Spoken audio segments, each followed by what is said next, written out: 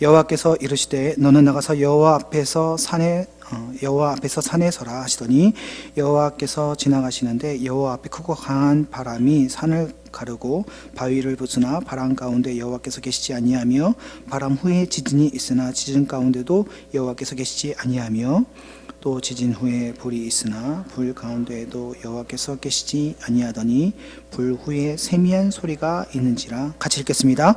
엘리야가 젖고 겉옷으로 얼굴을 가리고 나가 굴 어귀에 섬에 소리가 그에게 임하여 이르시되 엘리야야 네가 어찌하여 여기 있느냐. 아멘. 네, 오늘 우리에게 교사스쿨 말씀 전해주실 목사님은 이재욱 목사님이십니다. 대방중앙교회 담임 목사님이시고요. 코스타 강사이시기도 하고 유수의 많은 청년 집회의 강사이시기도 합니다. 뿐만 아니라 청소년 사역에 관련된 교육에 관련된 많은 책들도 쓰셨고, 그 다음에 교재, 특별히 성경 공부 교재도 쓰셔서 어떻게 교사들이 하나님 앞에 서야 할지를 아마 오늘 잘 우리들에게 강의해 주실 것이라 생각합니다. 우리 이재용 목사님 모실 때 짠 거 아닙니다. 목사님, 힘찬 박수와 기쁜 마음으로 우리 한호성으로 맞이하도록 하겠습니다.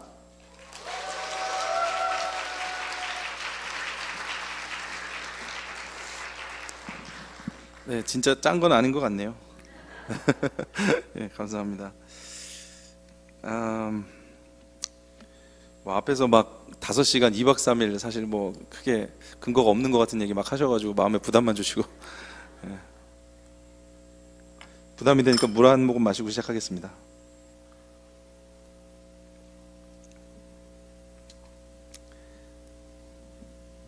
네, 한국교회는 참 축복받은 교회죠. 큰 영적 부흥을 여러 차례 경험했습니다.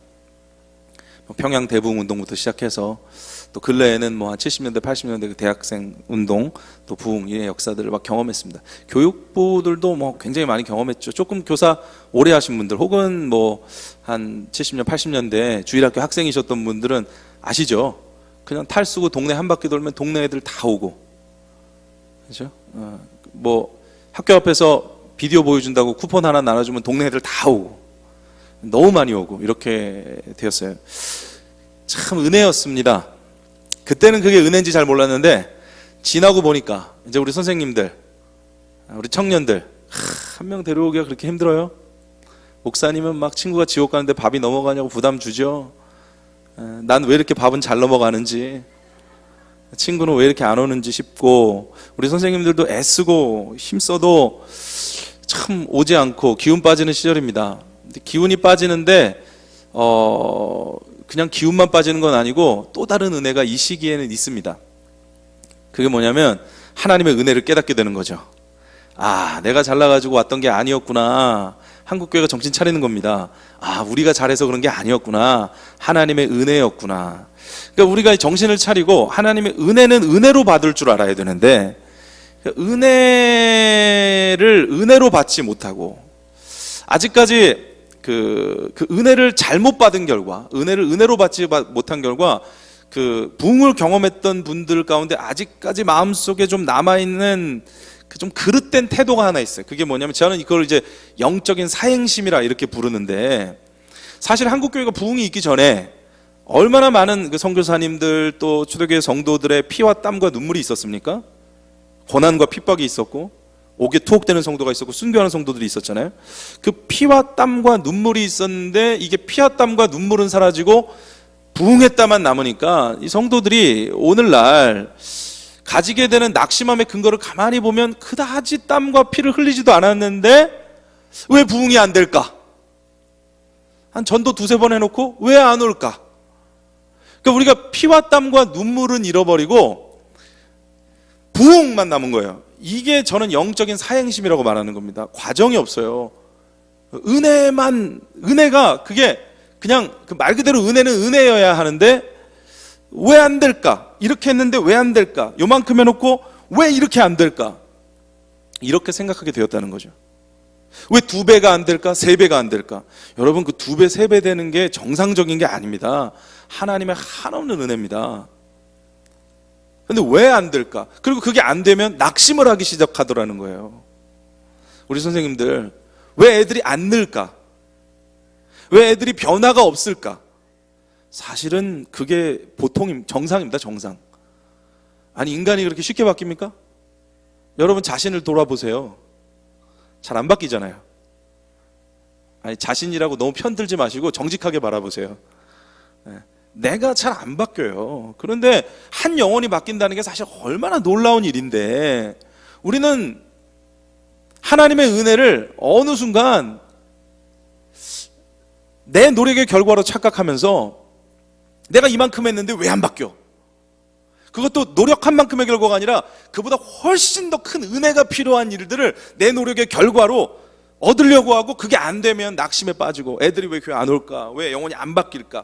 여러분, 그게 정상이에요. 그렇게 안 바뀌는 영혼 놓고, 그렇게 안 오는 영혼들 놓고 땀과 피와 눈물을 흘리고 씨를 뿌리고, 여러분, 가을의 추수는 짧고 그 추수를 위하여 견디는 시간이 훨씬 긴 겁니다. 추수하려면 겨울의 추위를 견뎌야 하고, 봄의 분주함을 견뎌야 하고, 여름의 뜨거움을 견뎌야 하고, 그래야 가을에 겨우 몇 주 되는 그 추수의 기간 동안 기쁨을 누리는 거예요. 그래서 여러분, 우리가 지금 어떻게 보면 참 척박한 것 같은 이 시기가 우리에게는 큰 기회와 하나님의 은혜인 것은, 우리가 땀과 눈물과 피를 회복해야 된다는 거죠. 아무 열매가 없음에도 불구하고 주님 앞에 선다는 것이 뭔지를 깨달아야 된다는 거죠. 우리 마음 가운데 가득했던 영적 사행심이 뭐예요? 노력하지 않고 훨씬 더 큰 대가를 바라는 거잖아요. 그냥 조금 헌신해 놓고 영혼이 확 변화되길 바라고, 그런 거예요. 막 우린 그런 거 좋아해요. 뒤집어지는 거, 막 2배 되고 3배 되고 확 늘어나는 거. 그게 되면 굉장히 큰 은혜라고 생각하셔야 되는데, 우리가 마치 로또를 긁듯이 자그마한 노력을 하고 큰 걸 기대하고 안 되면 실망하는 그런 마음의 생각들을 우리가 하니까, 사실 우리 낙심함의 근거를 가만히 들여다보면 그러한 측면이 있더라는 것입니다. 그러나 교회나 신앙은 그렇게 세워지지 않는 것이죠. 여러분, 한 사람의 신앙인이 세워지기 위하여 하나님이 얼마나 고단하게 애를 쓰는지 보세요. 그냥 한 사람이 손바닥 뒤집듯이 뒤집혀집니까? 홍해바다는 한 번에 갈라져요. 그러나 여러분, 사람 마음이 한 번에 갈라집니까? 아브라함이 75세의 부름을 받고 떠나서 이삭을 바치기까지 40여 년의 시간이 걸렸습니다. 모세가 민족에 대한 마음을 품고 일어나서 애굽인을 쳐 죽이고 난 뒤에 그가 하나님 쓰시기에 적당하게 꺾이기까지 광야에서의 40년이 걸렸습니다. 그리고 또다시 백성들을 이끌고 광야를 40년 떠돌며 그가 자기의 책임을 묵묵히 견디는 인내가 필요했습니다. 그의 사명을 이루기 위해서는. 사실 그러고도 모세는 가나안 땅에 못 들어갔죠. 여러분, 사람이 변화되는 일은, 영혼이 바뀌는 일은 오랜 인내와 애씀과 땀과 눈물과 피가, 시간이 요구되는 일이라는 사실을 우리가 기억해야 됩니다. 그 지점에 초점을 맞춰야지. 왜 안 바뀔까? 우리의 사행심이라는 거예요. 여러분, 이런 사행심들을, 영적인 사행심들을 우리는요, 우리 자기 신앙에도 좀 적용을 해요. 그래서 자꾸 우린 뭐 그런 걸 바라요. 어떤 목사님이 나타나가지고 은혜로운 말씀을 탁 전하면 내 영혼이 팍, 우리 애가 팍 뒤집어져요. 청소년들은 정서가 불안해가지고 잘 뒤집어져요. 그런데 조금 있다 또 뒤집어져요. 이렇게 뒤집어졌다, 이렇게 뒤집었다, 이렇게 뒤집었다, 이렇게 뒤집었다. 여러분, 신앙은 그렇게 한 번에 뒤집어지는 게 아닙니다. 한 번에 뒤집어지는 것 같았으면 왜 하나님께서 그 많은 신앙, 여기 성경에 나오는 인물들의 인생을 놓고 그 오랜 시간 동안 그렇게 단련해 가셨겠어요? 뭐 어떤 분들은 막 기적적인 체험을 하면 확 바뀔 거야, 이런 생각 하시잖아요. 그죠? 기적적인 체험. 그게 영적인 사행심이라는 거예요. 내가 기적을 못 경험해서 이렇게 자꾸 믿음이 흔들리고 내가 연약하고 내가 못 믿어지니까, 야, 나도 좀 기도 가운데 뭐 이렇게 불치병이 딱 낫는 거, 그런 거. 불치병 나으려면 불치병부터 걸리셔야 되는데, 그렇게 좋은 건 아닌데 꼭 그런 걸 바라시더라고요. 하여튼 뭐 그런 거를, 불치병은 저한테 걸리게 하지 마시고 얘한테 걸리게 하시고, 그런 거죠. 얘한테 걸리고 나는 낫는 것만 보게 하시고. 그렇죠. 어쨌든 기적을 바라고. 그래서 여러분, 기적을 보면 내 신앙이 뭔가 이렇게 흔들리고 있고 연약했던 내 신앙이 딱 견고히 설 것 같은 그런 착각을 우리가 한단 말이에요. 여러분, 성경은 기적이 우리의 믿음을 견고하게 해준다는 말이 단 하나도 없고, 오직 믿음은 들음에서 오고 들음은 그리스도의 말씀에서 오는 것이라고 이야기합니다. 말씀만이 우리의 신앙에 양식되어서 우리를 견고하게 하는 것이지, 결코 기적이 우리의 믿음을 한 단계도 성숙시키지 못해요. 만약에 기적이 믿음을 성숙시키는 것이었다면 가장 성숙한 성도들은 출애굽한 성도들이었어야 돼요. 그 사람들은 10가지 재앙을 봤죠. 홍해바다 갈라지는 거 봤죠. 구름 기둥, 불 기둥 봤죠. 우리는 그 중에 하나만 봤어도 평생 거린데, 그죠? 평생 간증. 야, 너 불 기둥 봤어? 이거 평생 간증. 그런데 이 사람들은 밥 먹듯이 기적을 봤어요. 너무 기적을 봐가지고 기적이 상식이 되어버렸나? 모르겠어요. 하도 봐서 그런가요? 그렇게 숱한 기적을 보고 하늘에서 만나가 내려오고 메추라기가 내려오고 반석에서 물이 터지고 그런 광경들을 숱하게 목도하고도 성경에서 불순종하기로 제일 유용한 백성들이 그때 백성들이에요. 광야에서 다 죽잖아요. 그래서 40년. 여러분, 누가복음 16장에 보면 예수님께서 그 부자 나사로와 부자 나사로가 아니죠. 제가 너무 영적인 시각으로 봤네요. 영적으로는 나사로가 부자가 맞죠. 부자가 가난뱅이고, 그렇죠? 근데 이제 세상에서는 부자가 있고, 그다음에 가난한 나사로, 거지 나사로가 있습니다. 이 비유를 하면서 이제 그 둘이 죽어서 이제 심판대 앞에 가서 이제 나사로는 구원을 받고 천국에 있고 부자는 지옥에서 괴로워하는 장면이 나오죠. 그러면서 이 부자가 이제 아브라함에게 얘기를 하면서 제발 좀 우리 내 밑에 있는 내 식구들에게 가서 제발 너희들은 온전한 믿음을 갖고 여기에 오지 말아라고 이렇게 좀 전해달라고 얘기하니까 아브라함이 소용없다고 얘기하잖아요. 그러니까 아니라고 나사로가 살아나서 가서 죽은 자가 다시 살아나서 이야기를 하면 그러면 그들이 믿을 거라고 그렇게 얘기를 하니까 아브라함이 정확하게 뭐라고 얘기를 합니까? 예수님 말씀하신 거죠. 뭐라고 얘기합니까? 선지자를 통해서 곧 하나님의 말씀을 통해서 믿지 않는 자는 죽은 자가 다시 살아난다고 하여서 믿는 것이 아니라고 그렇게 이야기해요. 정확하게 얘기하죠. 여러분, 죽은 자가 다시 살아나는 걸 본다고 믿음이 성숙합니까? 아닙니다. 여러분, 홍해바다 갈라지는 게 쉽겠습니까? 사람의 마음이 깨어지는 게 쉽겠습니까? 하나님이 어디에다가 힘쓰시는 거 보는 거 알잖아요. 홍해바다는 하나님 말씀하시면 그냥 갈라져요. 근데 인간은 말씀하면 불순종하거든요. 하나님의 이 땅에 하나님께서 행하시고자 하는 일의 목적이 홍해를 가르심에 있습니까? 사람의 마음을 가르심에 있습니까? 사람의 마음을 가르심에 있죠. 홍해 같은 거는 하나님 말 한마디면 다 되는 거예요. 하나님의 관심 어디에 있습니까? 자기 형상을 따라 창조한 이 백성에게 있어요. 그래서 우리의 마음을 변화시키는 자리에 있거든요. 근데 이게 쉬운 일이 아닌 거예요. 그러니까 내 자신이 변화된다는 게 그렇게 호락호락하고 쉬운 일이 아니라고요. 그래서 내 자신이 변화되려면 끊임없이 주의 말씀을 듣고 붙들다가 이리 넘어지고 저리 넘어지고 찬물에도 갔다가 더운 물에도 갔다가 그렇게 하면서 정금같이 연단되는 과정을 통해서 10년, 20년, 30년 주님을 알고 사귀고, 어떤 분들은 예수 처음 믿은 분들 보고 야, 저분이 믿음이 나보다 더 좋아, 난 30년 믿었는데도 이 모양인데 저분은 처음 믿어가지고 저렇게 열심히 하고. 여러분, 제가 여러분을 위로하려고 드리는 말씀이 아니라 그분이 열심히 한다고 여러분보다 믿음이 좋은 게 아니에요. 이제 풍파를 만나봐야 돼요. 이제 권태기가 찾아오거든요. 여러분 다 겪으셨죠? 주님과의 권태기. 주님과의 권태기가 찾아와요. 더 이상 교회에 가는 게 가슴이 뛰지 않아요. 그런 찬물, 더운 물들이 인생에 찾아와요. 기도해도 하나님이 응답하시지 않는 것 같은 시간이 찾아와요. 처음에 예수 믿을 때야 잘 들어주시죠. 약하니까 막 어거지 같은 거 어거지로 기도해도 잘 들어주셔요. 제가 총신대 신학과를 나왔는데요. 그 학부 대학을 우리 어떤 애가 후배가 들어와가지고 간증하더라고요. 자기 공부 하나도 안 했대요. 공부 하나도 안 하고 기도만 했대요. 하나님이 붙여주셨대요. 맞을 수도 있을 것 같아요. 애가 아직 어리니까 하나님께서 불쌍히 여기사 갑자기 찢기의 영이 임하여 뭐 이렇게 하실 수 있죠. 하실 수 있어요. 그래서 우리 옛날 처음 믿을 때 기억해 보시면 좀 말도 안 되는 강짜를 하나님이 들어주셨다 그런 느낌을 받을 때가 있거든요. 기도하다가. 그런데 시간이 흐르면 제가 이제 그 친구를 보면서 너 그러다 큰 코 다친다.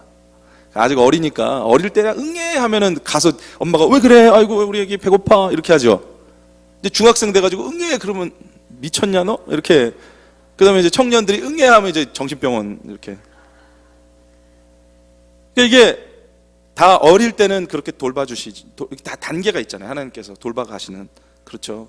그러면 이제 시간이 흐르면 하나님께서 침묵하시는 때도 만나고 하나님 간절히 부르짖는데 보이지 않기도 하고 막 그러한 일들이 우리 속에서 닥쳐오지 않습니까?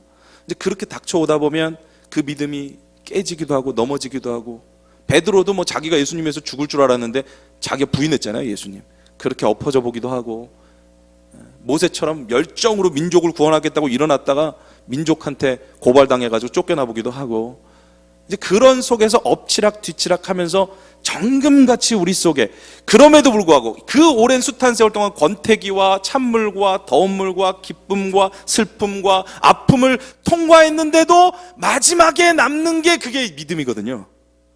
그 믿음의 정금을 이루시기 위해 여러분 우리의 정금같이 나오리라 그 무서운 찬양인 것을 아시고 그 찬양을 하셔야 돼요. 굉장히 은혜들 받으시는데 그 엄청 무서운 찬양입니다. 정금이 되려면요 뜨거운 데 갔다가 찬 데 갔다가 얻어 터지고 뜨거운 데 갔다가 찬 데 갔다가 얻어 이렇게 해야 되는 거예요. 그래서 막 그 찬양 부를 때마다 막 섬뜩섬뜩 하시면서 부르셔야 돼요. 주님 정금이 안 되면 안 될까요? 막 이런 마음이요 있잖아요. 근데 그런 과정을 통해서 연단돼서 이렇게 하나의 믿음이 한 사람의 신앙이 성장하는데 그런 과정들 다 생략한 채 우리 마음은 어때요? 그게 힘드니까 여러분 돈 모으기 힘드니까 로또 한 방 이렇게 하듯이 우리가 신앙을 그렇게 읽어가는 일이 참 고되니까 그냥 한 방에 그냥 뭐 기적을 딱 보면은 그냥 한 방에 그죠? 그 얼마 전에 그 옛날 몇 년 전이게 하면 10년 전에 금리빨 유행했어요. 금리빨 뭐 어디 집회 가면은 이걸 금리빨로 바꿔준다고 막 그래가지고 그러냐. 근데 목사님들도 많이 바뀌었어요. 에? 그래가지고 목사님들도 막 가가지고 금리빨 막 금리빨 그 바뀌면은 뭐 합니까? 돈은 좀 아끼죠. 그럼 믿음이 성숙합니까? 그것 때문에 잠깐 할 수는 있겠지만 결국 거기에다 중심을 두면 그게 결국은 이렇게 금방 사라지거든요. 그게 믿음을 성장시키는 게 아니에요. 그냥 잠깐 충격을 감정적인 어떤 충격을 주고 금방 사라져요. 그러면 그 감정이 없어지니까 내 믿음이 약해진 것 같거든요. 더 큰 거 찾아다니는 거예요. 어디 딴 거 금리빨 말고 임플란트 없나? 뭐 이러면서 이제 막 찾아다니는 거예요. 근데 그렇게 여기저기 기도원에서 무슨 기적이나 그렇게 찾아다니는 사람이 믿음이 성장합니까? 못 성장해요. 기적이 누가 믿음을 성장시킨대요? 하나님의 말씀이 믿음을 성장시키는 거죠. 말씀이 우리를 단련하였도다. 성경이 이렇게 말하잖아요. 말씀은 우리를 단련시켜요. 막 여기저기 집어넣고 단련하는 것, 단련 속에 성장하는 거죠. 그러니까 금리빨 찾아다니지 마세요. 바꿔주시면 그냥 감사하게 받으시고 뭐 하려고 그걸 찾아다니세요? 그 찾아다닐 시간에 돈 좀 모으셔가지고 치과 가세요. 제 금리빨이 많아요. 치과 가가지고 돈 좀 주니까 바꿔주더만요. 해주더만요. 금리빨. 하나님이 우리에게 은혜로 의사 선생님을 주셨습니다. 그 은혜를 마음껏 누리세요. 왜 그 시간에 가가지고 딴 데서 이렇게 답을 찾습니까? 그러니 여러분 제가 이 말씀을 왜 드리냐면 오늘 이 주인공 엘리야가 오늘 본문에 보면 이제 낙심을 해가지고 있는 모습인데 이게 어떻게 된 일입니까? 사실 너무 잘 아는 사건이에요. 이 엘리야가 선지자입니다. 어떤 선지자면은 이스라엘이 이제 솔로몬 이후에 남과 북으로 나뉘어지면서 이제 남쪽은 솔로몬의 아들 르호보암부터 시작해서 이제 다윗 왕조가 통치를 했고 북쪽은 이제 구테타로 정권을 잡은 여로보암이 통치를 했단 말이에요. 그리고는 이제 여로보암 이후에 이게 구테타 정권이니까 이게 정당성이 없잖아요. 그러니까 그 뒤에도 계속 구테타가 일어난 거예요. 막 심지어는 며칠 집권하고 막 쫓겨나고 막 이래요. 그러니까 계속 엎치락뒤치락 하면서 정권이 바뀌고 그러면서 정권이 바뀌는 왕마다 어찌 그럴 수 있는지 그렇게 다 나빠요. 악해요. 그래서 계속 악한데 북이스라엘은 하여튼 계속 악해요. 악하다가 막 그 다음 왕 나오니까 조금 더 악해야 되나? 그래 더 악하고 막 그 정도는 부족한 것 같아. 더 악하자 그러면 더 악하고, 이제 그렇게 악한데 이 악함의 정점에 있는 왕이 그 유명한 아합이라는 왕입니다. 아합은 또 혼자서 악하기가 심심하기 때문에 이세벨이라는 아내를 함께 세트로 악해요. 그래서 이 둘이서 아주 그냥 죽이 맞아가지고 부창부수라고 둘이서 그냥 악한 짓을 그렇게 하는 거죠. 그렇게 하는 상황에 이 북이스라엘이 가장 어두움 가운데 있을 때 하나님께서 이 어둠이 강하니까 하나님이 또 아주 선지자를 보내도 센 선지자를 보내셔야 될 거 아니에요. 하나님 은혜를 주시니까요, 우리에게. 그래서 센 선지자를 보내셨는데 그 선지자의 이름이 엘리야입니다. 구약에 2명의 대표적인 선지자를 딱 꼽아라 하면 이스라엘 사람들은 주저없이 모세와 엘리야를 꼽는 것이죠. 그래서 메시아, 그리스도가 올 때도 모세 같은, 엘리야 같은 그리스도가 올 것이다라고 생각했고, 예수님이 변화산에서 그때 베드로랑 목도한 게 엘리야와 모세잖아요. 그만큼 엘리야가 이 모세와 방불할 만큼 아주 권능이 있는 선지자였단 말입니다. 근데 이 선지자가 이제 와서 이 아합하고 계속 겨루는데, 한번 이제 아합에게 이제 결투 신청을 한 거예요. 결투 신청. 그래서 갈멜산에서 우리가 한번 붙어보자. 제단을 쌓아놓고 누가 하늘에서 불을 내릴 수 있는지, 너는 바알과 아스라의 선지자들 다 데리고 와, 나는 내가 혼자 갈 테니까 한번 붙자. 그래가지고 엘리야와 바알과 아스라의 선지자 850명이 갈멜산에서 붙은 거예요. 850대 1로. 그래서 붙어서 이제 먼저 그러면 자, 바알과 아스라의 선지자들, 너희가 먼저 하늘에서 불을 내려서 그 제단을 태워봐라. 이러니까 이제 바알과 아스라의 선지자들이 막 이제 바알의 선지자들이 나와가지고 막 그 무당 푸닥거리 하듯이, 뭐 대체적으로 자연 종교는 비슷하잖아요. 그러니까 막 푸닥거리 하듯이 막 난리를 하고 막 소리를 지르고 난리하다가 도저히 안 되니까 그다음 뭐 합니까? 자해를 막 하는 거예요. 막 그거 가지고 막 몸을 긋고 자해를 하면서 이 뭐예요? 평소에 할 수 없는 그런 체험을 통해서 어떤 극도의 종교적인 어떤 그런 카타르시스를 추구하는 거죠. 무당들이 그렇게 하는 거죠. 무당들이 막 작두 타고 그런 거죠. 그래서 막 긋고 막 이렇게 하면서 구하는데 어떻게 됩니까? 안 내려오죠, 불이. 엘리야가 나오죠. 비켜. 그냥 하면 심심하니까 물을 붓자. 물을 장창에다 물을 붓고 주여 펑 이렇게 해서 끝난 거 아닙니까? 에? 벌써 다 탔어요. 벌써 다 탔어요. 그래서 불이 붙어가지고 그러니까 엄청난 기적, 하늘에서 불이 내리는 기적. 그리고 나서 이제 그동안 있었던 가뭄이 또 해갈되고 그런 기적의 역사가 일어났습니다. 자, 그러면 이런 기적의 역사가 일어났으니까 당연히 우리가 기대하고 엘리야가 기대하는 건 뭐겠습니까? 야, 이런 기적을 봤으니까 그냥 이제 뭐 아합이 무릎을 꿇고요, 이세벨이 무릎을 꿇고 백성들이 무릎을 꿇고, 우리가 잘못했습니다, 회개합니다, 야, 하나님이 살아계시는군요, 하나님이 역사하시는군요, 우리가 그동안 범죄하였습니다, 막 통곡을 하고 회개를 하고, 그날의 회개한 자의 숫자가 뭐 30만이었더라 뭐 이렇게 되면서 그저 막 부흥의 역사가 일어나고 이렇게 돼야 될 것 같잖아요. 그런데 그 역사가 일어나고 이 엘리야가 바알과 아스라의 이 제사장들을 다 처단하고 난 뒤에, 선지자들을 처단하고 난 뒤에 어떤 일이 벌어지냐면, 이세벨이 그 소식을 듣고는 내 선지자들을 다 죽여? 너도 죽어봐라! 이러고 이제 엘리야를 죽이려고 쫓아다니기 시작한 거예요. 그래서 엘리야는 막 광야로 도망친 거예요. 그렇게 큰 기적이 있었는데 공동체에 아무 변화가 없는 거예요. 인간이 하나가 바뀌질 않는 거예요. 근데 더 놀라운 건 엘리야도 힘이 빠졌어요. 그 기적을 체험한 엘리야가, 그 권능을 행한 엘리야가 힘이 빠져가지고 광야로 도망가다가 로뎀나무 밑에, 로뎀나무는요 이렇게 큰 나무가 아닙니다. 이렇게 작은 나무, 가시덤불 같은 그런 나무인데, 광야에는 그 나무밖에 없으니까 뭐 그늘에 누우려면 거기밖에 없겠죠. 죽고 싶어서 누웠는데 또 어떻게 그늘은 잘 찾아 누웠어요. 죽고 싶으려면 떼 앞에 그냥 누우는 게 나을 텐데 또 그래서 입으로만 죽고 싶었나 봐요. 죽고 싶어요 이러면서 그늘을 찾아갔어요. 그래서 그늘에 이렇게 누웠어요. 로뎀나무 아래 누워서 막, 하나님 이제 다 소용없습니다, 날 죽여주십시오. 여러분 이거 보세요. 기적 봐도 안 된다니까요. 애들이 막 몰려오면 교사 할 만할 것 같죠? 그만둔다니까요. 제가 그 청소년 사역하다가 애들이 참, 저도 막 2배 3배 늘어나고 보고 싶은 거예요. 두 번째 사역제에서 근데 애들이 막 그렇게 안 늘어나는 거예요. 낙담을 하다가 하여튼 우여곡절 끝에 하나님이 은혜를 주셔서 한 23, 4명으로 시작한 아이들이 몇 개월 만에 70명이 됐어요.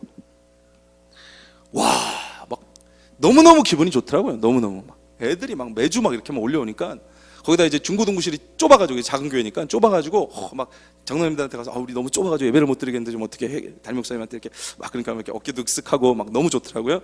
너무 좋은데 한 몇 달 지나가기 시작하니까 마음이 괴로워져요. 쟤네들이 왜 오지? 아니 너무 갑자기 오니까 이게 왜 오지 그런 생각이 드는 거예요. 왜 오지 그런 생각이 들면서 이러다가 갑자기 안 오는 거 아니야? 그런 걱정을 하기 시작했어요. 그래서 막 계속 걱정이 되는 거야. 갑자기 안 오면 어떡하지? 갑자기 안 오면 어떡하지? 갑자기 안 오면 어떡하지? 그래서 제가 그 해 10월에 사임했어요. 갑자기 안 오기 전에 제가 안 와버렸어요. 박수 칠 때 떠나라 이런 말이 있잖아요. 제가 이제 어릴 때 얘기입니다. 교육전사 때. 그래서 제가 그때 제 주제를 알았어요. 나는 많이 보내줘도 지금 감당이 안 되는 그런 매주가 불안한 거예요. 온 이유가 없잖아요. 그냥 갑자기 늘었거든요. 이게 은혜죠, 은혜. 그러니까 나한테서 자꾸 이유를 찾으려고 하니까 왜 내가 자꾸 그런 생각을 하게 되는 거죠. 내가 뭐 실수하면 갑자기 안 오면 어떡하지? 갑자기 없어지면 어떡하지? 막 이런 생각을 하니까 마음이 불안해가지고 도저히 못 하겠더라고요. 그래서 정말로요. 이제 와서 밝히는 겁니다. 그때 제가 알았어요. 그게 사람이 이렇게 보내준다고 감당하는 거 아니에요. 한 번의 어떤 기적과 놀라운 어떤 변화에 체험했다고 사람이 내가 다른 사람이 바뀌는 거 아니에요. 사실은 잠깐의 감정적인 충격을 받을 수는 있지만 본질적으로 신앙이 변화되는 게 아니에요. 그러니까 가끔 어떤 분들은 아닌데 난 기적을 체험해가지고 믿음이 굳건해졌는데 그게 아니고 말씀을 듣고 믿음이 굳건해지는 가운데 기적을 체험한 거예요. 그래서 착각하신 거예요. 그게 기적이 굳건하게 한 게 아니고 말씀이 굳건하게 한 거예요. 그래서 여러분 또 우리 아이들이 막 숫자는 안 많더라도 막 손바닥 뒤집어지듯이 막 말씀 듣다가 막 뒤집어지고 막 매주 언제 끝나요? 이러던 아이들이 막 선생님이요 어찌하여야 구원을 얻으리까 막 이렇게 선생님 제가 초등학교 6학년인데 빨리 구원을 얻어야 되는데 곧 졸업인데 막 그러면 우리 이제 준비가 돼 있잖아요. 구원은 주께 있으니 예수 그리스도를 믿으라 막 그렇게 이제 너와 내 집이 구원을 얻으라 이거 하게 돼 있는데 이제 애들이 그런 거 안 물어보잖아요. 그렇죠? 애들 그런 거 안 물어. 애들은 뭐 맨날 뭐 언제 끝나요? 계속 하실 거예요? 뭐 이런 것만 맨날 물어보니까 마음이 아프고 그 애들이 막 그렇게 되면은 애들이 막 변화가 되면은 즐겁고 재밌고 그래요. 맞아요. 애들이 변화가 되면요 즐거워요. 재밌어요. 언제까지요? 여러분 스마트폰 청년들 새로 바꾸면 얼마나 즐거워요? 남자친구 여자친구 사귀면 얼마 즐거워요? 남자친구 여자친구 있을 수 있으니까 거기까지만 물어보겠습니다. 우리 어른들은 좀 스케일이 크시니까 그럼 집 바꾸면 얼마 즐거워요? 와 아파트 너무 깨끗해 24평 정말 깨끗하다 그러다가 이제 한 40평대 친구 집 갔다 오면 이런 개집이 이러면서 이제 사람이 살 곳이 아니었구나 이러면서 여러분 그게 우리의 마음이라는 게 그런 뭔가 극적인 변화 하나를 목도했다고 해서 그게 뭐 순식간에 나를 어떻게 바꿔준다고 생각하면 오산이라는 겁니다. 잠깐 좋지만 그러나 그것이 오히려 더 큰 침체를 갖고 오기도 해요. 무슨 말이냐면 엘리야가 아예 이런 갈멜산의 전투가 이런 대승리가 없었으면 자기가 이렇게 죽도록 쫓겨다니는 거를 그냥 그래 선지자는 원래 죽도록 쫓겨다니는 거지 이러고 그냥 참았을지 몰라요. 근데 이게 기대가 컸거든. 쫙 이겼거든요. 이겼으니까 이제 뭔가 바뀌어야 된다고 생각한 거예요. 안 바뀌니까 현실이 하나도. 그렇죠 여러분 기대가 크면 실망도 큰 거죠. 그러니까 뭔가 변화를 목도하면 그게 막 내 사역을 바꿔줄 것 같죠. 아니요 그게 변화가 목도된 것 때문에 또 오히려 그게 안 되면 실망하는 게 인간이라니까요. 여러분 인간이 얼마나 오묘해요. 전교 1등 하다가 전교 2등 하는 애가 죽잖아요. 전교 2등이 등수냐 이러면서 죽잖아요. 우리 부모님들은 깜짝 놀래가지고 우리 아들이 전교 2등만 한다 그러면 내가 그냥 못해줄 게 없을 텐데 이렇게 생각하면서 쟤는 왜 저러냐 그렇게 생각하지만 근데 사람이 그런 겁니다. 전교 1등 하다가 전교 2등 하면 죽는 거지 전교 꼴등은 절대 안 죽어요. 여러분 전교 꼴등이 자살했다는 얘기 들어보셨어요? 전교 꼴등은 죽지 않습니다. 걔네들은 걱정 안 해요. 전교 꼴등에서 살아가는 애들은 어디다 갖다 놔도 잡초처럼 자기 목 챙겨가며 잘 살 애들이에요. 걔네들은 든든하다고요. 바닥을 경험했기 때문에 더 떨어질 데도 없어요. 든든한 아이들이라고요. 근데 이거 맨날 칭찬받고 잘했던 애들이 연약해요.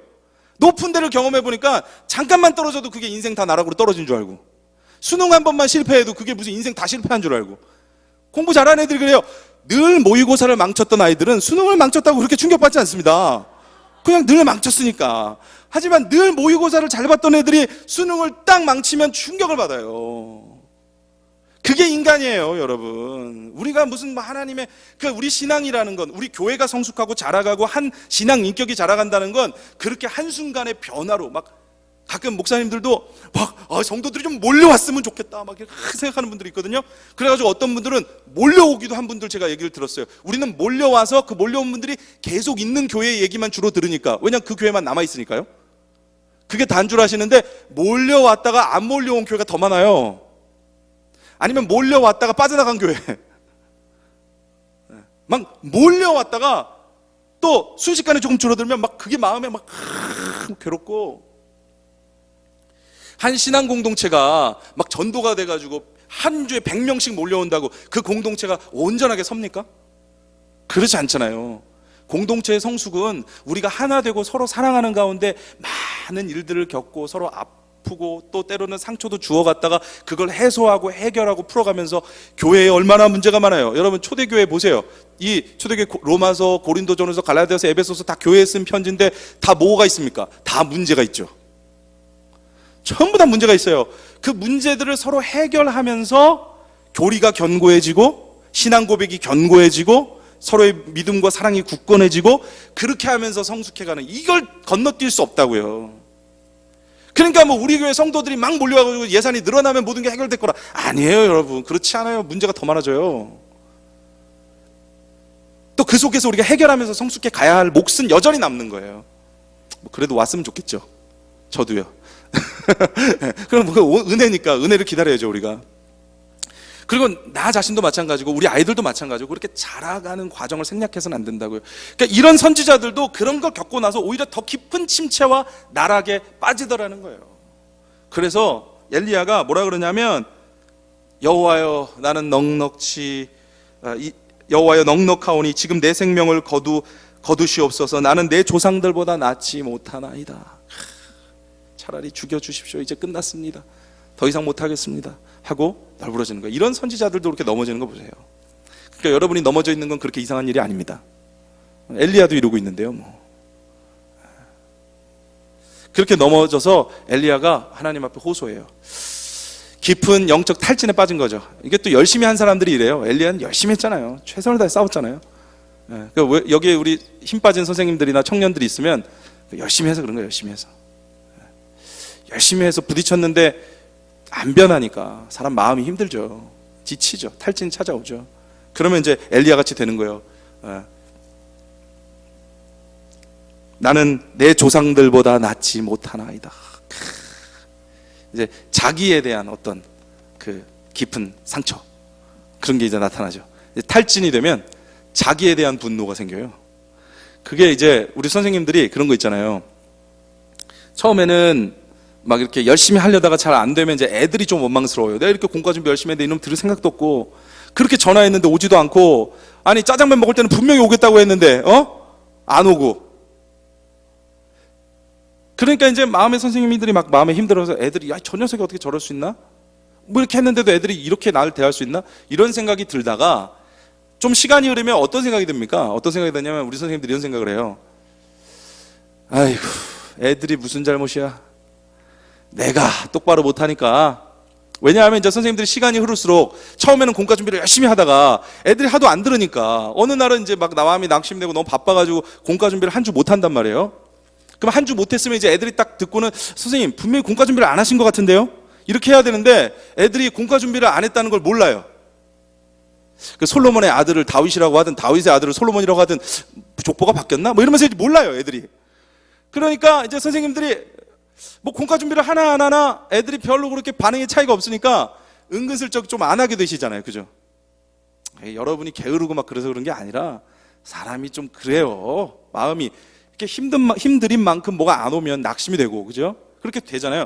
그리고 이제 전화도 하다가 온다 그러고 자꾸 안 오고 그러니까 나도 바쁘고 힘들어 죽겠는데, 안 오니까 이제 점점 빈도가 줄어들잖아요. 그런 게 떠오르는 거죠. 그래, 내가 전화도 잘 못하고 공과 준비도 이제 게을러가지고 잘 못하고, 아유, 내가 애들한테 맞지도 않는데 이걸 해가지고 그냥 애들도 고생시키고, 전도사님도 고생시키고, 목사님도 고생시키고, 나도 고생하고, 우리 가족도 고생하고, 교사하면 무슨 뭐 또 예배를 한번 같이 드려볼 수가 있나, 그런 생각이 들면서 어떻게 됩니까? 자괴감이 찾아요. 자괴감. 이게 탈진의 하나의 증상 중에 하나예요. 자기에 대한 실망, 자괴감. 내가 이 모양이라서 그렇지, 내가 이 모양. 우리 청년들도 마찬가지예요. 원서 막 직장 구하려고 원서 막 쓰면 처음에는 막 떨어지면 세상에 대한 분노가 생겨요. 세상이 왜 이 모양 이 꼴이, 왜 이렇게 열심히 해도 이렇게 해도 자리가 없고, 왜 취직이 안 돼, 막 이러다가 한 10번 20번 거절당하잖아요.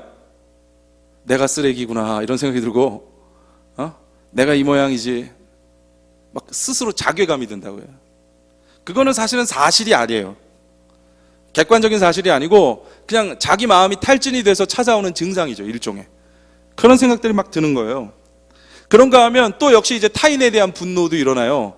여기 이제 동굴에 들어가, 이제 엘리야가 이제 나중에 동굴에 들어가게 되는, 동굴에 들어가서 이제 오늘 하나님께서 물어보시거든요. 엘리야야, 네가 왜 거기 있느냐? 그랬더니 엘리야가 뭐라 그러냐면, 그가 대답하되 내가 만군의 하나님 여호와께 열심히 유별하오니 이는 이스라엘 자손이 주의 언약을 버리고 주의 제단을 헐며 칼로 주의 선지자들을 죽였음이오며 오직 나만 남았거늘 그들이 내 생명을 찾아 빼앗으려 하나이다. 나만 남았거늘. 엘리야만 남지 않았습니다. 엘리야가 바로 앞전에 누굴 만나냐면 오바댜라는 아주 신실한 주의 종을 만나요. 그 아합의 궁정 안에서 대신을 하면서 선지자들 50명씩을 두 동굴에 나눠서 숨겨놓고 100명을 먹여 살리고 있는 이 오바댜라는 아주 신실한 사람을 만나거든요. 뭘 자기만 남아요. 자기만 남기는. 오바댜도 있고 거기 굴에 숨어서 아합을 피해 있는, 아합에게 복종하고 살았으면 아합을 피할 필요가 있겠습니까? 하나님 믿으려다 보니까 피하는 거 아니에요. 그러니까 아합을 피해 있는 그 100명의 선지자들도 있죠. 뿐만 아니라 나중에 보면 이 바알에게 무릎 꿇지 않는 7천을 하나님께서 따로 두셨다고 얘기하거든요. 그러니까 엘리야만 있지 않아요. 근데 엘리야는 그렇게 생각이 드는 거예요. 왜요? 탈진이 됐으니까 나만 힘든 거예요. 여러분, 우리가 나만 왜 이렇게 해야 돼? 왜 나만 고생해야 돼? 교회 일을 하는데도 나만 하는 것 같고, 전도사님 목사님은 몰라주는 것 같고, 선생님들도 모르는 것 같고, 내가 이렇게 회사 학교로 분주하고 바쁜데, 이렇게 바쁜 가운데도 이렇게 봉사하고 있는데 아무도 몰라주고, 나만 이렇게 애타가지고 분주하지, 그런 생각이 드는 거는 여러분, 이게 탈진의 증상일 수 있다는 거예요. 탈진. 엘리야가 그런 생각이 드는 거예요. 나만 남았다는 거예요. 나만 남았다. 엘리야는 그렇게 생각했겠죠. 오바댜는 그건 뭐 그냥 거의 뭐예요? 박쥐 같은. 그 왜 아합 밑에 들어가서 일해? 하나님은 오바댜를 굉장히 경건한 사람이라고 성경에 딱 평가를 하고 있거든요. 아합의 밑에서 일했지만 그가 그것을 통해서 선지자들을 살리고 있었거든요. 얼마나 괴로웠겠어요. 그런 바른 양심을 가진 사람이 그 악한 왕 밑에서 일하니까, 부정한 정권 밑에서 일하니까 얼마나 가슴이 힘들었겠어요. 그러나 오바댜는 해야 되는 거예요. 왜냐하면 선지자들을 살려야 되니까. 어떻게 보면 엘리야만큼이나 힘든 싸움을 오바댜가 하고 있다고요. 그런데 엘리야 입장에서 뭐 그렇게 생각이 들었겠죠. 저 사꾸라 같은 놈. 그냥 가가지고 아합의 목을 쳐야지. 어떻게 아합 밑에서 그렇게 머리를 조아리고 거기서 한 자리 해먹고 있냐? 이제 컨디션이 안 좋으니까 그렇게 생각을 했겠죠. 그렇게 생각을. 컨디션이 안 좋을 때 우리가 자꾸 흑백을 나누고 적과 아군을 나누고 내 상처가 제일 커 보이고 그런 일들이 발생하잖아요. 그렇게 생각했겠죠. 또 거기 숨어있는 선지자들은 얼마나 바보 같았겠어요. 이 엘리야가 보기에. 갈멜산에서 850대 1로 맞짱을 떴던 이 선지자 엘리야는 거기 치졸하게 굴에 숨어가지고 오바댜의 음식에 목숨줄을 기대고 거기서 숨어있는 100명의 선지자들을 볼 때 저것들이 무슨 선지자냐, 저것들이. 그런 생각 들었지 않았겠습니까? 나만 남았거늘. 저것들은 선지자들도 아니라는 거죠. 비겁한 놈들. 싸우지도 않고 나 혼자 싸우다가 이렇게 지쳤다. 엘리야가 그런 이제 마음에 어떤 마음들을 엿보이는 거죠. 내 조상보다 낫지 못하다. 내가 뭐냐, 그냥 죽어버리는 게 낫겠다. 나만 남았다. 나만 이러고 있다. 그런 마음이요. 엘리야가 그러한 탈진 속에서 넘어져 있는데 하나님께서 나타나셔서, 참 우리 하나님이 엘리야한테, 야, 내가 너한테 얼마나 큰 권능을 주고 850대 1로 싸움을 이기게 하고 그렇게 은혜를 베풀었는데 다 까먹고 지금 좀 쫓겨다닌다고 또 엎어져가지고 이러고 있을 거야? 빨리 안 일어나? 3시 동안 일어나. 하나, 둘, 이렇게 하셨어야 될 것 같잖아요. 상황으로 볼 때는. 그런데 참 하나님은, 그래서 하나님이신 거죠. 이 로뎀나무 아래에서 넘어져 있고 자기를 죽여달라는 그런 생명을 거두시옵소서, 이렇게 말하는 엘리야에게 찾아가서 천사가 이렇게 가서 어루만져. 5절에 보면, 19장 5절에 보면요, 로뎀나무 아래에서 누워 자더니 천사가 그를 어루만지며. 뭐예요? 어루만진다는 건 무슨 뜻입니까? 위로죠. 이해한다는 거죠. 이해한다는 거죠. 여러분, 여러분이 신앙생활 하다가 그렇게 지쳐있고 힘들고 마음에 회의가 들고 의심이 들고 그런 것들 있잖아요. 그러면 하나님이 그걸 질책하고 꾸중하시려는 게 아니에요. 하나님은 그 마음을 충분히 이해하셔요.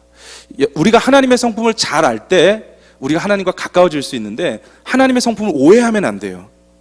하나님은 이렇게 기회를 보고 있다가 잘못하면 혼낼 것만 딱 찾고 있다가 주일 빠졌어, 아주 걸어가다가 돌불에 걸려 엎어질지어다, 이렇게 하시는 분이 아니에요. 그러니까 주일 빠졌다고 돌에 걸려서 엎어졌을 때 하나님이 나를 치시는구나, 그러지 마세요. 하나님 서운하니까. 그건 여러분이 돌을 못 보고 그냥 걸어가다 넘어진 거예요. 여러분이 부주의한 탓이지 주님의 징계가 아니라고요. 주님은 어떻게 해서든지 우리를 이렇게, 물론 하나님은 회초리를 드실 때도 있지만 회초리를 하나님 그렇게 자주 들지 않아요. 얼마나 오래 참으시는데요. 그러니까 하나님께서는요, 우리를 위로하시길 원하시죠. 여러분이 낙심해 있을 때 하나님은 막 재촉하시는 분이 아닙니다. 알아요. 하나님이 다 알아요. 우리 주님은 우리의 연약함을 모르시는 분이 아니에요. 우리 히브리서 말씀처럼 우리의 모든 연약함을 다 채우려 하시고 겪으신 분이에요. 인간으로 오셨잖아요. 다 알아요. 지침도 다 알아요. 낙심도 다 알아요. 그러니까 하나님께서 위로하기 원하시는 거예요.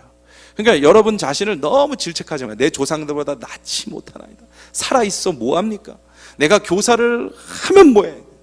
나도 고생하고 애들도 고생하고. 아니에요. 여러분 계속 하세요. 너무 힘들면 대충 하세요. 너무 잘하려고 그러니까 힘들잖아요. 잘하지도 못하는데 그냥 대충 하세요. 살아있을 만큼만 하세요. 그만둘 만큼 열심히 하지 말고 견딜 만큼 대충 하세요. 아니, 왜냐면 이 교사의 열심과 열정이라는 게 한순간 왁 해가지고 애들 확 사랑하다가 상처 팍 받고 그만두는 게 아니에요. 끝까지 그 자리에 있는 거예요. 믿음이라는 것은요, 끝까지 그 자리에서 연단되는 것이지, 그 자리를 벗어나 버리면 안 돼요. 벗어나면 이제 거기서 또 고생해요. 거기서 막 자꾸 떠나는 게 아니에요. 여러분, 막 아브라함이 갈 바를 알지 못하고 떠났으니까 나도 믿음으로 떠납니다, 주님. 자꾸 자신의 방랑길을 믿음으로 포장하지 마세요. 아브라함이 믿음으로 떠난 거는 그 회심이에요. 회심. 예수를 전혀 안 믿다가 복음을 전해 듣고 아브라함이 회심해서 떠난 거예요. 여러분은 이미 떠났어요. 새로운 피조물이 됐다고요. 이미 떠났어요. 떠났는데 뭘 더 떠나요? 이제 떠났으니까 떠난 자리에 머물러야 돼요. 그냥 거기에 버텨야 됩니다. 버텨야 돼요. 믿음은 버팀에서 자라는 거예요. 인내에서 자라는 것이지 자꾸 떠나지 마세요. 계속 거기서. 하나님께서 마음을 아셔요. 위로하시고. 그 다음 뭐 하십니까? 일어나 먹으라 하고 이제 먹을 것을 이렇게 주신단 말이에요. 먹을 것을. 여러분 그렇게 힘들 때는 좀 육체적 위로도 주셔야 돼요. 하나님은 우리 육체와 영혼을 이렇게 별개로 만드시지 않았고, 우리는 영혼의 구원을 믿는 자들이 아니라 육체의 부활을 믿는 자들입니다. 육체가 부활하고 영혼과 육체가 함께 구원받는 거예요. 그래서 우리는 육체도 참 중요해요. 그래서 우리 몸의 상태를 잘 알고 파악하고 깨닫고 돌봐주는 것도 참 중요해요. 오늘 너무 짜증나고 애들이 꼴도 보기 싫고 난 교사의 자격이 없나? 아니에요. 그 생리 때문에 그래요. 한 달에 한 번씩 그냥 그런 일이 있는 거예요. 여러분 그걸 오해하시면 안 되잖아요. 그냥 생리를 해서 짜증이 난 거지. 그쵸? 사람이 막 남자분들 애들이 꼴도 보기 싫어요? 지쳐요 정말? 그건 부장님한테 깨져서 그래요. 직장이 지쳐가지고 몸이 지쳐 있으니까 그런 거지, 그게 교사의 자격이 없어서 그런 게 아니에요. 여러분 그렇게 해서 교사의 자격이 없을 것 같으면 저는 목사를 거기까지만 하겠습니다. 얼마나 짜증이 많이 나는데요. 농담이지만 진담입니다. 그게 이제 그럴 때는 우리가 우리의 상태를 잘 알아야 되잖아요. 쉼을 갖고 교사를 대충 하시고 좀 쉬세요. 교사를 그만두고 쉬지 말고.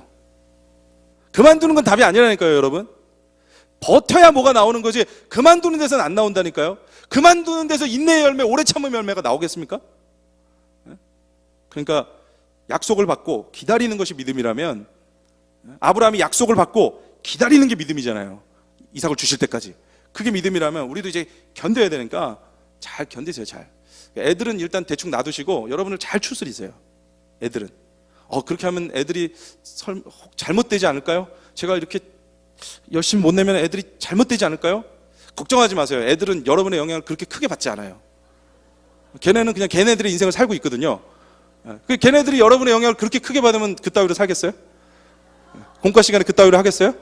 그러니까 아직 멀었으니까 걱정하지 말고 여러분이 하나님 앞에서 여러분 자신을 잘 추스리고 자기 자신을 이렇게 잘못 사랑하는 자기 애 말고 스스로를 하나님 앞에서 하나님의 사랑으로 잘 돌보는 자기를 학대하면 안 돼요. 잘 돌보는 거. 하나님은 위로하기 원하시고 안아주시기 원하시고 품어주시고 눈물이 나면 울고 눈물을 꾹 참는 게 용기고 담대함이 아니에요. 하나님의 품 안에서 울고 그리고 하나님께 아뢰고 내가 도저히 용서가 안 되면 시편에 보면 얼마나 많은 증오의 시들이 있어요. 하나님 앞에 그걸 토로하고 도저히 용서가 안 되는 마음들을 그러면서 하나님과의 관계로 그걸 이제 계속해서 갖고 나가는 거죠. 어쨌든 하나님은 여러분을 위로하기 원하신다. 이 성품을 꼭 알아주셨으면 해요. 일단 여러분이 거기를 견디길 원하신다. 선지자를 그만두면 안 된다. 어루만지시고 먹이시고 잠깐 쉬면 된다. 선지자 계속 해야죠. 그리고 하나님께서 그런데 왜 이렇게 하시냐면 결국은 이제 그렇게 해서 육체적인 정신적인 위로로 끝나면은 근본적인 해결이 안 되거든요. 이제 근본적인 해결책으로 가야 되는데 그 근본적인 해결은 어디에 있냐면 자, 7절에 보면 19장 7절에 보면 여호와의 천사가 또다시 와서 어루만지며 이르되 일어나 먹으라 내가 갈 길을 다 가지 못할까 하노라 하는지라. 그러니까 하나님께서 그렇게 위로하시고 먹이신 이유가 있어요. 왜냐하면 힘을 내서 이제 근본적인 해결을 해야 되니까. 그 근본적인 해결이 뭐냐면 갈 길을 가야 되는 거예요. 그 갈 길이 어디냐면은 어딥니까? 이에 일어나 먹고 마시고 그 음식물의 힘을 의지하여 40주 40야를 가서 하나님의 산 호렙에 이르니라. 하나님의 산 호렙으로 들어간 거예요. 왜냐하면 하나님을 독대하는 거예요. 이제 거기서 근본적인 치유가 일어나는 거예요. 하나님을 만나야 돼요. 하나님을. 우리가 정신적인 위로를 얻는 거, 그러니까 어루만지는 하나님의 위로를 얻고, 그러니까 서로도 어루만져 주세요. 선생님들끼리 좀 위로하세요. 힘들죠 선생님, 힘내세요. 그런 정신적인 위로가 필요하다니까요. 손도 잡아주고 먹을 것도 사주고 여기 천사가 여러분이 되시면 돼요. 천사 먹을 것을 주는 천사가 먹을 것을 난 천사다 이러면서 이제 가서 먹으라 이러면서 이제 못 갈까 하노라 이러면서 이제 먹이시면 되는 거예요. 밥을 사주시면서 선생님 힘들지? 우리 청년 선생님들 얼마나 힘들겠어요. 청년 선생님들 청년인데 얼마나 힘들어요. 청년이니까 힘들겠죠. 청춘은 막 아프다고 그러니까 하여튼 힘들겠죠. 그러니까 이제 가가지고 먹을 걸 사주고 먹으라 어루만져 주시고 이렇게. 그럼 우리가 스스로 또 하나님의 그런 위로를 받고 그렇게 했는데 근데 거기서 그렇게 서로 위로하고 그것만 해결되느냐 아니라는 거죠. 결국 그렇게 힘을 얻어서 어느 자리에 서야 되냐면 하나님의 산 호렙에 이르니라. 하나님과 독대하는 거예요. 이제 거기에 들어가서 엘리야가 동굴에 들어가거든요. 동굴에서 이제 하나님 앞에 사실은 이제 원망의 마음이 풀리지 않았고 아주 힘든 마음이 풀리지 않았어요. 그래서 막 하나님 앞에서 거기서 씨름하는 장면이 나오는데 결국은 이렇게 하나님과 씨름해가지고 이 문제가 발각되고 해결이 돼야 돼요. 제가 대방중앙교회라는 교회에 심호하고 있거든요. 근데 대방중앙교회는 많은 분들이 오해하시는데 이게 대방 뭔가 일단 크죠? 대방 느낌이 굉장히 크잖아요. 거기다 중앙 엄청나게 크죠? 그러니까 뭔가 굉장히 큰 교회라고 이제 많은 분들이 착각을 하시는데 대방중앙교회는 큰 교회가 아니고요. 제가 지금 부임한 지 8년 반 됐는데 처음 갔을 때 한 22, 23분 예배를 드리셨어요. 근데 60대 밑으로 3분 계셨어요. 나머지는 다 70대 이상. 그래서 일은 한 둘, 셋 정도 되시면은 대걸레 잡으셔야 돼요. 서열이 본당 닦고 이러셔야 돼요. 그때 제 나이가 34살이었거든요. 그리고 제가 청소년 사역을 10년 딱 하고 바로 노년 사역으로 간 거죠. 평균 연령이 70대가 넘으시니까 90세 넘는 분도 세 분이 계셨어요. 그런데 90세 넘으신 분들은 이렇게 설교를 하다가 듣다가 누우세요. 왜냐하면 너무 체력이 힘드시기 때문에 끝까지 이렇게 누우셨다가 그러다가 이제 누우시면은 이게 어느 순간 부시시 일어나셔가지고 이게 교회가 아파트 상가에 있어요. 그러니까 상가니까 본당 옆에 바로 화장실 딸려 있단 말이에요. 가운데를 이렇게 쫙 갈라서 그것도 빨리 못 움직이시잖아요. 천천히 이렇게 설교 막 하고 있는데 천천히 이렇게 가셔가지고 중앙을 딱 갈라가지고 화장실에 들어가셔요. 문도 이렇게 살살 못 닫으시더라고요. 펑 이렇게 설교하다 깜짝 놀래고 그러면 이제 막 해가지고 여러분 주의 은혜가 딱 이렇게 하고 있을 때 물 내리는 소리가 구르릉 꽝 내려왔습니다. 주의 은혜가 이렇게 하면서 막 그런 거예요. 제가 청소년 사역만 10년을 하다가 34살의 나이에 평균 연령이 제 2배가 넘는 교회에 가서 사역을 하니까 처음에는 괜찮았어요. 왜냐하면 주님께서 부르셨다는 확신으로 막 열심을 갖고 한 영혼만 있어도 나는 설교를 하고 한 명만 있어도 평생 목회 그 사람 바라보면서 하는 게 주의 종이 아니겠느냐. 아골골짝 빈들에도 소돔 같은 거리에도 우리는 가고. 근데 제가 그때 깨달았죠. 소돔 같은 거리는 좀 괜찮아요. 거긴 사람이 많아요. 근데 아골골짝 빈들은 이게 좀 힘들겠더라고요. 사람이 없어요. 저도 이제 제법 큰 교회에서 이렇게 부교육자 생활하고 했기 때문에 많은 아이들 만나고 많은 선생님들 만나고 또 제가 그때 이제 한창 청소년 사역 이렇게 첫 번째 색을 쓰고 좀 이렇게 알려주고 하면서 막 여기저기가 설교를 했단 말이에요. 그러니까 밖에 나가서는 청년들을 이렇게 많이 모아놓고 와 우리가 죽자 막 이렇게 막 설교를 하고는 들어와가지고는 죽지 않도록 조심하셔야 됩니다. 지금 한 분이 귀한데 돌아가시면 안 됩니다. 물론 그렇게 안 했어요. 마음에 우리 성도분이 한 분도 돌아가시면 안 되는데 100살까지 사셔야 되는데 이런 마음으로. 그러니까 또 아이들에게 막 그 꿈 말하면서 여러분 우리가 하나님의 헌신 이런 거 얘기하다가 이제 돌아오면은 하늘 가는 밝은 길이 우리 앞에 있습니다. 우리가 슬픈 일을 많이 보고 늘 고생하여도 온도차가 너무 심하잖아요. 찬물 더물 왔다 갔다 하면 힘들잖아요. 제가 한 달도 채 못 돼서 마음이 너무 힘들기 시작하는 거예요. 마음이 막 그렇게 많은 사람들 속에서 막 제가 얼마나 열심히 일했는지 아십니까? 참 제가 정말 자랑이 아니고 제가 사실이어서 말씀드리는데 제가 부교육자 할 때 너무 열심히 일해가지고 어느 날 제가 집에 들어갔는데 제 아내가 그러더라고요. 그때 제 아들이 한 5살 됐는데 그 아이가 엄마한테 그랬대요. 엄마 아빠 집에 좀 자주 놀러 오라 그래. 이게 이제 할머니 할아버지들이 가끔 집에 오잖아요. 걔는 아빠가 그런 사람으로 생각한 거예요. 아빠를. 아빠는 가끔 할머니 할아버지 집에 놀러 오는 사람이구나. 그렇게 생각한 거예요. 왜냐하면은 새벽에 걔 자고 있을 때 나가죠. 밤에 자고 있을 때 들어가죠. 가끔 보는 거예요. 가끔. 제가 그 정도로 열심히 일을 했어요. 그리고 저는 그게 주를 향한 열심이고 난 진짜 헌신된 사람이라고 생각했어요. 그리고 막 그렇게 하면서 막 사례비 다 털어가지고 애들 밥 먹이고 그럼 막 그렇게 뿌듯해요. 막 내가 다 털었다 이러면서 내가 이게 내가 열심히 특심하오니 주여 내가 엘리야처럼 그러면서 막 열심히 일했다고요. 그래서 나는 하나님을 진짜 사랑하고 정말 헌신된 목회자라고 제가 스스로 그냥 혼자 생각했어요. 열심히 했으니까. 그런데 마음이 갑자기 힘들어져요. 거기서 이제 와서 제가 하는 얘기인데요. 또 이제 그때 계셨던 분들 거의 대부분 이제 돌아가셨기 때문에 제가 하는 얘기인데 한 3분의 2 돌아가셨거든요. 그러니까 이제 하는 얘기인데 어느 시점부터인가는요 어떤 생각까지 들었냐면 설교 준비하는 게 아까운 거예요. 왜냐면은 설교를 일주일에 10편을 하거든요.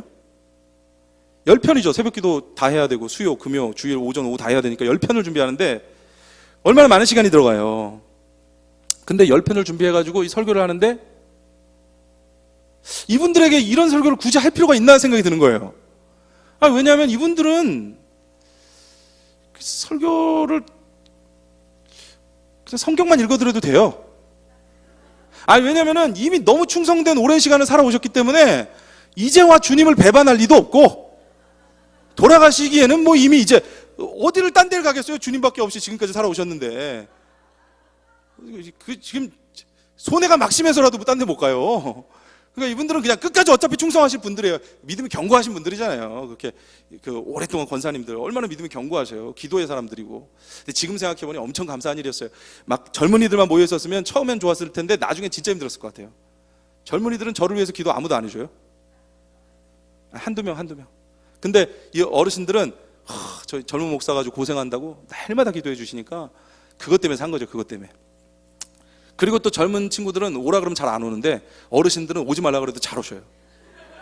갈 데가 없으시니까 그냥 교회 끝까지. 진짜 감사한 거예요. 지금 생각해 보면.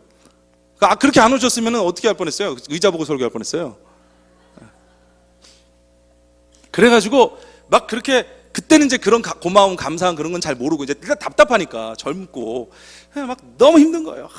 힘들고 막 설교가 너무 아깝고 막 제 혼자서 이렇게 설교 준비해가지고 어차피 돌아가실 길도 없는데 굳이 설교를 해야 되나? 그런 생각이 들고 이건 막 이제 젊은이들한테 가가지고 막 우리가 함께 막 이렇게 해야 될 것 같은데 막 그런 건 못하고 막 이러면서 막 마음이 힘들고 처음에는 이제 상황이 야속하고 또 뭐 성도가 그렇게 막 늘지 않잖아요. 그러니까 이제 막 그게 또 힘들고 답답하고 막 많은 사람들한테서 막 그러고 오다가 여기서 이제 작은 인원을 데리고 하려니까 막 마음이 답답하고 처음에는 그랬는데 나중에는 시간이 흐를수록 이제 탈진이 오니까 어떻게 됩니까? 자괴감으로 간다 그랬잖아요. 제가 알아요. 나중에 어떻게 되냐면 네가 목사냐 이렇게 돼요. 뭐 한 영혼만 있어도 아골골짝 빈들에도 가가지고 말씀 전한다면서 지금 한 영혼이 아니고 20분이 넘는 이렇게 귀한 영혼이 있는데 무슨 목사랍시고 한다는 생각이 이제 창피해서 그때는 겉으로 말도 못하지만 설교 준비가 아깝다 그따위 생각이라고 한 적 있고 주님을 위해 죽겠다면서 죽을지라도 주를 부인하지 않겠다면서 그래 놓고는 이제 와가지고는 여기서 낙심해가지고 처져가지고 새벽 기도 때는요 이렇게 기도하다 보면요 마음이 낙심돼 이렇게 막 기도를 하잖아요 여러분. 그러면 이제 막 그때는 이제 여름 같은 때는 밤에 집회를 하고 밤에 막 청년들 집회하고 또 새벽에 같이 와가지고 2-3시간 자고 또 하면은 너무 피곤하잖아요 몸이. 그러니까 막 기도하다가 보면은 분명히 저는 잠깐 눈을 감았는데 눈을 떠보니까 1시간 지나 있고 막 이런 경우가 있어요. 분명히 난 안 졸았는데 분명히 기도하고 있었는데 그런 경험 해보셨죠? 눈을 감았다 뜨니까 30분 지나 있고 막 이런 거예요. 그런데 그런 경험 이제 제가 이렇게 기도를 하다가 눈을 이렇게 어느 날 기도를 하다가 눈을 이렇게 탁 떴는데 여러분 그런 느낌 아세요? 뭐 큰 집 같은데 친척 집에서 주무시다가 밤에 자다가 눈을 딱 떴는데 여기가 어디지? 우리 집이 아닌데 내가 큰 집에 왔지. 이런 경험 해보셨어요? 그죠? 제가 기도를 하다가 눈을 딱 떴는데 여기가 어디지? 내가 분명히 얼마 전까지 애들하고 놀고 있었는데 내가 여기서 뭘 하고 있지? 하나님이 엘리야에게 물으시잖아요. 엘리야야 내가 어찌하여 여기 있느냐? 그러게요 주여 내가 왜 여기 있을까요? 내가 왜 여기 있지? 나는 애들하고 놀아야 될 것 같은데. 그런 생각이 들면서도 그러니까 막 마음에 그런 생각이 들죠. 그런 생각이 들수록 마음의 자괴감은 커지고 너는 목사도 아니다. 네가 무슨 주를 위해 죽겠다. 그때 근데 제가 아주 중요한 사실을 발견했습니다. 그 씨름을 이렇게 해나가면서 제가 하나님에 대하여 열심이 있다고 생각했는데 그게 아니었다는 걸 알았어요. 정작은 사람과 일 사이에 숨어서 하나님을 잘 대면하지 않았던 거예요. 만약에 하나님과의 관계가 제 사명의 진짜 이유였다면 사람이 있고 없고 일이 있고 없고가 제 사명에 영향을 끼치면 안 되잖아요. 그야말로 아골골짝 빈들에서도 괜찮고 소놈 같은 거리에서도 괜찮아야 되잖아요. 그런데 사람과 일이 없어지니까 이렇게 낙심함이 찾아온다는 뜻은 뭐겠어요? 그때 제가 사람과 일들 사이에서 열정을 낼 때 그거는 제 열심이었고 제가 인정받기 원하는 마음이었고 사람의 환호와 갈채가 기뻤고 내가 헌신하고 있다는 자기의였지 하나님과의 관계에서의 기쁨으로 나온 행동이 아니었더라는 거예요. 거기서 하나님, 물론 어르신들이 계시지만 제 눈에는 그때 안 보이니까 하나님하고 저만 남으니까 하나님이 그렇게 낯설어요? 제가 그때 알았어요. 하나님하고 저하고 친하지 않다는 걸. 하나님하고 제 사이에는 늘 일이 있었고 사람이 있었지 하나님과 독대를 안 했어요. 제가 기도를 해도 늘 사역을 위해서만 기도했지 하나님과의 친밀한 교제로 나가지 않았어요. 그걸 여러분 깨닫는 거예요. 마음에 나의 빈곤함, 하나님 앞에서 온전치 못함, 내가 어떻게 하나님의 낯을 피해 숨어 있는가 하는 것에 대한 그러니까 그런 것들을 내 속에서 발견하고 그런데요 그걸 알면서도 낙심이 되고요 1년, 2년, 3년이 지나도 마음의 낙심이 가시지 않고 그래가지고 정말 너무 힘들어서 주님 나 이제 못하겠어요. 주님 내가 이제 아이들과 만나서 날개를 펴야지. 젊은 나이에 이게 청춘들을 향해 나가야지. 주님 막 그런 생각이 들고요 그러면 또 저는 자괴감이 들고요. 내가 뭐 하는 건가 이런 생각이 들고요. 막 그러면 어느 날은 그만하겠습니다. 막 이런 생각도 했다가요. 금방 또 회개해가지고 주님 잘못했습니다 이러고요. 거의 믿음의 조울증처럼. 또 성도들한테는 티를 못 내죠. 설교할 때 그만둘까요? 뭐 이러면 안 되잖아요. 설교할 때는 여러분 주를 의지하고 이래놓고는 뒤돌아 서가지고는 저는 또 막 혼자 흔들리고 있으니까 얼마나 제가 참 인간 같지 않고 막 그런 생각이 들겠습니까? 근데 그렇게 1년, 2년, 3년, 4년, 5년, 6년, 7년 그렇게 가니까 조금씩 말씀이 저를 단련하시더라고요. 그래서 어느 날은 막 포기하겠습니다 또 이러면은 참 희한한 거는요, 이제 하나님 그만할게요 이러면은 그 주에 꼭 한 가정이 등록을 해요. 주에 위로 떡을 먹으라 그러면서 위로를 하시는 거죠. 위로를 하시면 야 이때부터 역사가 일어나나 싶어가지고 열심히 해야지 하면은 이제 안 와요. 그래서 막 낙심해가지고 거의 포기할 지경에 이르면 탈진해서 넘어지면 하나님이 또 한 가정을 보내주셔요. 참 주님의 섭리가 오묘하더라고요. 그 덕에 제가 1년, 2년, 3년 버티는데 그렇게 버티다 보니 말씀이 저를 단련하는 것을 경험하게 되더라고요. 조금씩 상황과 형편에 따라 흔들리지 않는 믿음이 제 안에서 조금씩 자리 잡아가는 것들이 느껴지더라고요. 여러분 그렇게 해서 목사 되는 거예요. 목사가 뭔지도 모르고 제가 됐어요.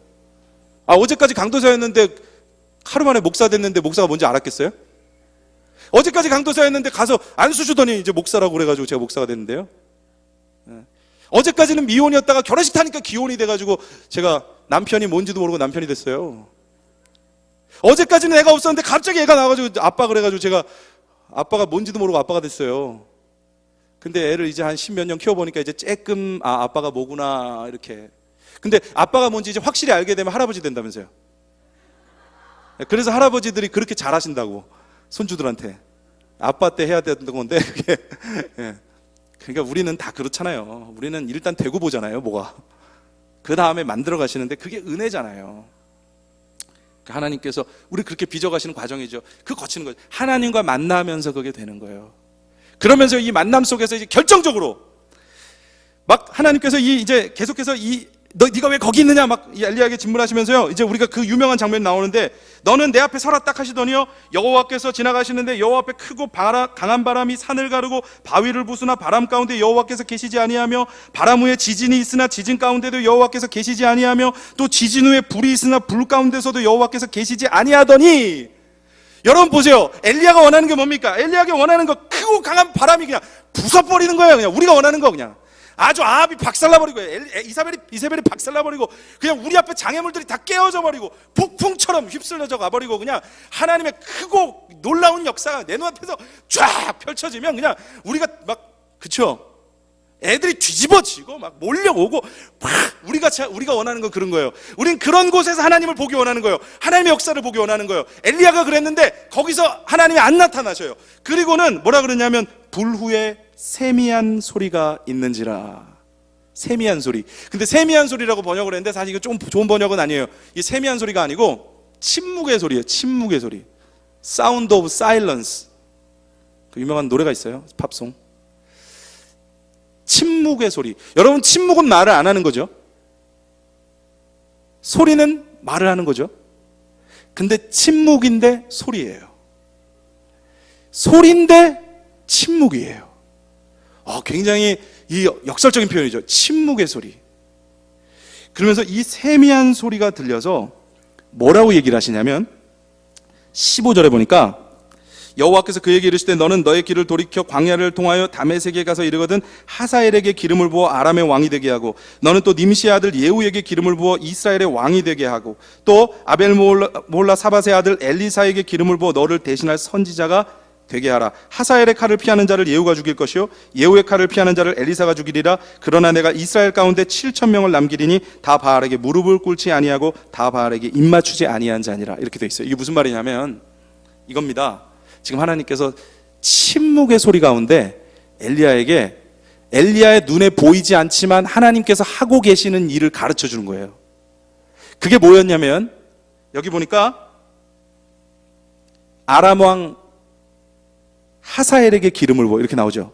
이 아람 왕이 누구냐? 나중에 아합을 죽이게 되는 사람입니다. 전쟁을 통해서 이 아람 왕이 아합을 제거해요. 아합을 제거해요. 나중에. 그리고 그 뒤에 님시의 아들 예후. 이 예후는 북이스라엘의 장군인데 아합이 죽고 난 뒤에 이세벨이 정권을 잡았어요. 그 아합 가문이 계속 정권을 유지하고 있는데 이 예후가 반란을 일으켜서 아합 가문을 완전히 몰락시켜요. 다 죽이고. 그리고 그 뒤에 등장하는 인물이 누굽니까? 엘리사가 등장을 해요. 엘리사는 엘리야의 뒤를 이어 하나님의 일을 할 선지자예요. 그리고 하나님께서 또 하나를 얘기해 주시는데 네가 보지 못하지만 바알에게 무릎 꿇지 않는 7천을 내가 예비해 두고 있다는 거예요. 여러분, 엘리야는요 결국 뭡니까? 우리의 낙심은 뭐냐면 이런 거예요. 결국 낙심의 근거를 보자니까 우리 눈에 보이는 형편이 너무 어렵고 내가 너무 능력이 없고 우리는 우리 눈에 보이는 것들로 다 판단을 하면서 낙심을 해서 넘어져 있어요. 근데 하나님은 말씀해 주시는 거예요. 나는 침묵으로 말하는 하나님이다. 침묵이라고 해서 들리지 않느냐? 보이지 않는다고 해서 아무 일이 없는 것이냐? 하나님이 가르쳐 주시는 거예요. 네가 보이지 않는 곳에서 나는 이미 아합을 징벌할 준비를 다 해놨고, 네가 보이지 않는 곳에서 나는 이세벨을 심판할 준비를 다 해놨고, 네 뒤를 이어 이 일을 감당할 자도 준비해놨고, 또 너와 함께 나를 향해 기도하는 7천 명도 내가 준비해놨고, 나는 침묵 가운데 말하는 하나님이요 보이지 않는 가운데 행하는 하나님이다. 그걸 하나님께서 알게 해주시는 거예요. 이게 무슨 뜻입니까? 여러분, 우리가 좀 실수하고 실패하고 잘못하고 연약하고 우리 눈에 보이는 결과가 없어도 하나님은 우리에게 뭘 얘기해 주고 싶으냐 하면, 하나님은 한 치의 오차도 없이 자기 일을 이루고 계시더라는 거예요. 우리가 이 호렙의 골방에서, 이 산에서, 이 동굴에서 하나님을 직면하여 이 대답을 얻는 거예요. 우리의 심령에 하나님은 여전히 행하고 계시다. 여러분, 하나님이 한국교회를 포기하셨습니까? 여러분, 하나님이 우리 아이들을 포기하셨습니까?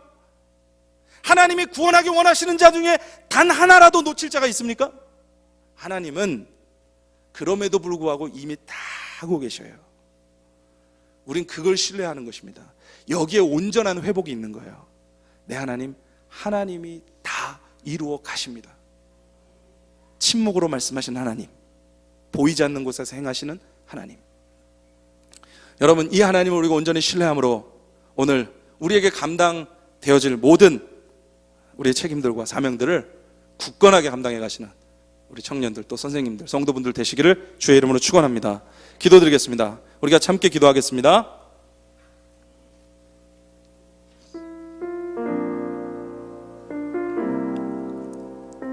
시간 기도할 때에 우리가 네 하나님 그렇습니다. 우리 하나님께서 다 행하고 계십니다. 오늘 하나님이 우리를 위로하시고 손잡아 주시고 우리를 동굴에서 대면